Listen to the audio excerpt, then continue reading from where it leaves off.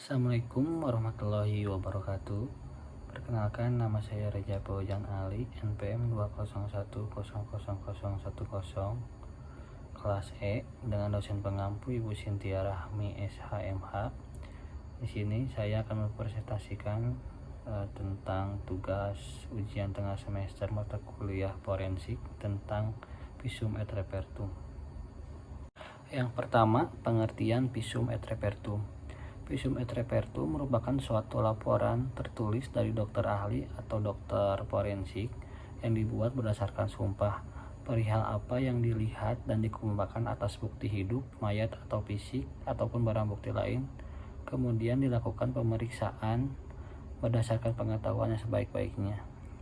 Jadi dokter ahli atau dokter forensik itu membuat surat visum et repertum mengenai apa yang ada di dalam tubuh korban, baik yang hidup maupun yang mati, yang digunakan dalam persidangan untuk memperterang suatu kasus.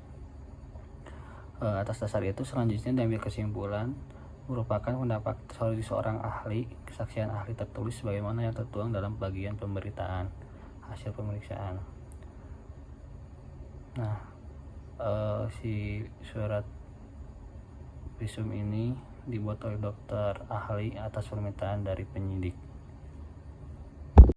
Yang selanjutnya, dasar hukum visum et repertum.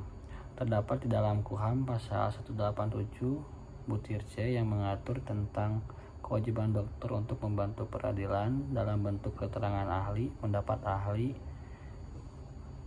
dan surat keterangan dari seorang ahli yang memuat pendapat berdasarkan keahliannya mengenai sesuatu hal. Kemudian ada KUHP pasal 184 ayat 1 yang mengatur tentang keterangan saksi, keterangan ahli, surat, petunjuk, dan keterangan terdakwa. Yang selanjutnya ada KUHP pasal 186 yang mengatur tentang keterangan ahli, apa yang seorang ahli nyatakan di sidang pengadilan. Yang selanjutnya, macam-macam atau jenis-jenis visum et repertum. Dilihat dari sifatnya, ada visum et repertum lengkap sekaligus atau definitif. Visum et repertum ini dimana semuanya sudah beres, sudah komplit, maka ditulis visum et repertum saja. Kemudian ada visum et repertum sementara, dimana dilakukan pemeriksaan luka-luka pada si korban yang berada di rumah sakit. Lazimnya ditulis visum et repertum sementara.